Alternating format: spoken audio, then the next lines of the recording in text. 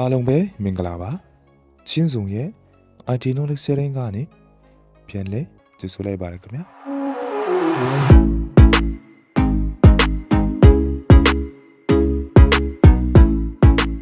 ဒီကနေ့ကျွန်တော် sharing လုပ်ပြမယ်ကြော်ရလေးကတော့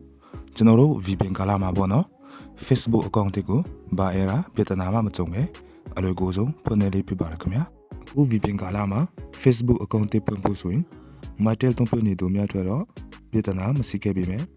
MPT အိုရီသူတယ်လီနော်တုံးပြနေသူအများစုကတော့ပြဿနာကြုံမှာဖြစ်ပါတယ်တချို့မတည်တည်တဲ့သူတွေကလည်း VPN ကာလာမှာ Facebook account တွေဖွင့်လို့မရတော့ဘူးလို့ပဲပြောနေကြပါတယ်ဟုတ်ပြီကျွန်တော်ရဲ့ဗီဒီယိုကိုစုံထိကြည့်စုပြီးမှနားလည်တော့မှာဖြစ်ပါတယ်ခင်ဗျာโอเคကျွန်တော်ဗီဒီယိုလေးမစသေးခင်နိပညာဘုဒ္ဓတာတွေကိုအမြဲတမ်းဆက်လက်ကြည့်စုနေရချစ်စင် channel ကို subscribe နေပြီးဖို့တောင်းဆိုချင်ပါတယ်ခင်ဗျာဟုတ်ပြီကျွန်တော်တို့ Facebook account တွေဖွင့်ဖို့ဆိုရင်ဖုန်းနံပါတ်နဲ့ဖွင့်လို့မရတော့ပါဘူး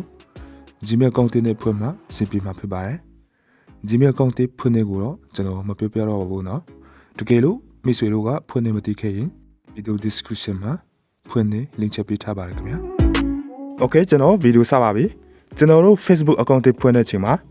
ပြဿနာမကြုံရအောင်တီလီလုံး VPN တစ်ခုကိုပဲအသုံးပြုရပါမယ်မှတ်ထားရမှာက Facebook account တင်ဖွင့်ရတီလီလုံး VPN ကလွှဲပြီးဘယ် VPN မှမသုံးရပါဘူးတကယ်လို့မိတ်ဆွေတို့ကတီလီလုံး VPN မလုပ်တတ်သေးရင်လုံတဲ့ကိုလည်း video description မှာ link ချက်ပေးထားပါတယ်ခင်ဗျာဟုတ်ပြီတီလီလုံး VPN ကိုချိတ်ဆက်ပေးသွားရင်ဖုန်းမှာရှိတဲ့ browser ကနေပဲ Facebook account sign up လုပ်ရပါမယ် Facebook server နဲ့ sign up လုပ်လို့မရပါဘူးမိတ်ဆွေတို့ Facebook account တင်ဖွင့်ဖို့ဆိုရင်Chrome browser ကိုပဲတုံ့ပြန်စီချင်ပါတယ် Okay Chrome browser ထဲဝင်ပြီးတော့ရင် desktop site ဖွင့်ပြရပါမယ်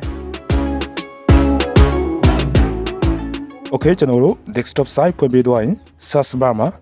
www.facebook.com လို့ရေးထည့်ပြရပါမယ်ဟုတ်ပြီကျွန်တော်တို့ Facebook website ထဲကိုရောက်ပြီးတော့ပြီဆိုရင်ညဘက်မှာရှိတဲ့ create new account ဆိုတဲ့စာကိုနေလိုက်ပါ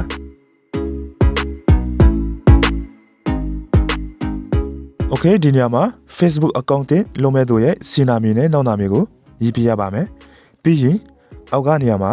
Facebook မှာဖွင့်ရသေးတဲ့ Gmail account တွေကိုထည့်ရေးပြီးဖို့လိုပါမယ်ခင်ဗျာပြီးတော့အခုနောက်ကကျွန်တော်တို့အပေါ်မှာထည့်ခဲ့တဲ့ Gmail account ကိုနောက်တစ်ချိန်ထည့်ရေးရပါမယ်ပြီးရင်အောက်မှာကို password ထားခြင်းတဲ့စကလုံးကိုရေးပေးပါမှတ်ရမှာက password စကလုံးအနည်းဆုံးစေလုံးဖြစ်ရပါမယ်။ Okay ဒီနေရာမှာမွေးနေ့ကိုပြရမှာဖြစ်ပါတယ်။တကယ်လို့ကိုယ့်ရဲ့မွေးနေ့ကိုအမှန်ကမပြည့်ခဲ့ရင်ကိုယ့်ရဲ့မွေးနေ့ဟာအမှားကြီးဖြစ်နေပါမယ်။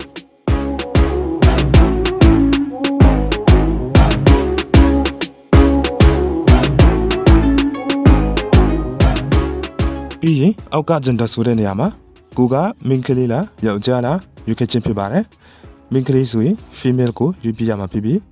ယောက်ျားဆိုရင်တော့ male ကိုရွေးပြရမှာဖြစ်ပါတယ်ခင်ဗျာ။ Okay နောက်ဆုံးအဆင့်မှာအားလုံးစီချက်ဖြစ်ပြီးသွားပြီဆိုရင် sign up ကိုနှိပ်လိုက်ပါ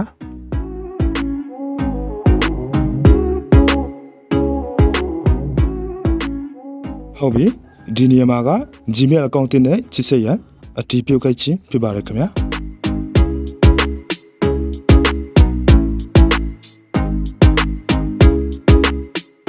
Okay ကျွန်တော်တို့ Facebook အတည်ပြုရန်ကျွန်တော်တို့အသုံးခဲ့တဲ့ Gmail account ထက်ကိုဝင်ပြီးတော့ FB ဆိုတဲ့နောက်က confirmation code ကို copy ယူရမှာဖြစ်ပါတယ်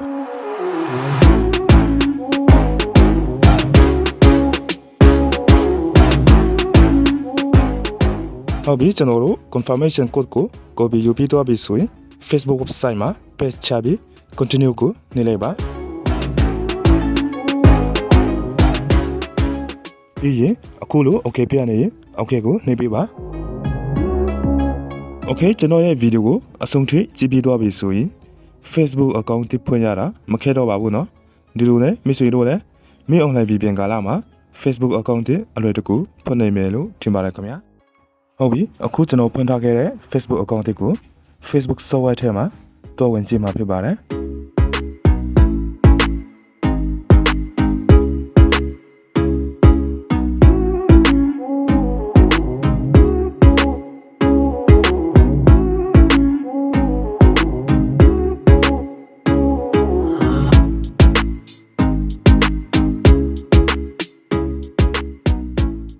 Okay Facebook account တွေဝင်လို့ရပါပြီနော်မိတ်ဆွေတို့မှတ်ထားရမှာက Facebook account တွေဖြစ်လာတော့သူကိုင်းထားတယ်လို့လူ15ယောက်လောက်သာ add friend လုပ်စီချင်ပါတယ်မဖြစ်လို့လဲဆိုတော့ account အသစ်ဖြစ်နေတာကြောင့် Facebook add friend အများကြီးလုပ်ပြီးရင် account ချက်တက်လို့ဖြစ်ပါတယ် Okay အားလုံးစီပြေသွားပြီဆိုတော့ကျွန်တော်ရဲ့ video ကိုဒီလောက်နဲ့ပဲဆုံးသတ်ပါမယ် video ကိုကြည့်ရှုပြီးတဲ့မိတ်ဆွေများအားလုံးကိုကျေးဇူးထူးတင်ပါတယ်ခင်ဗျာ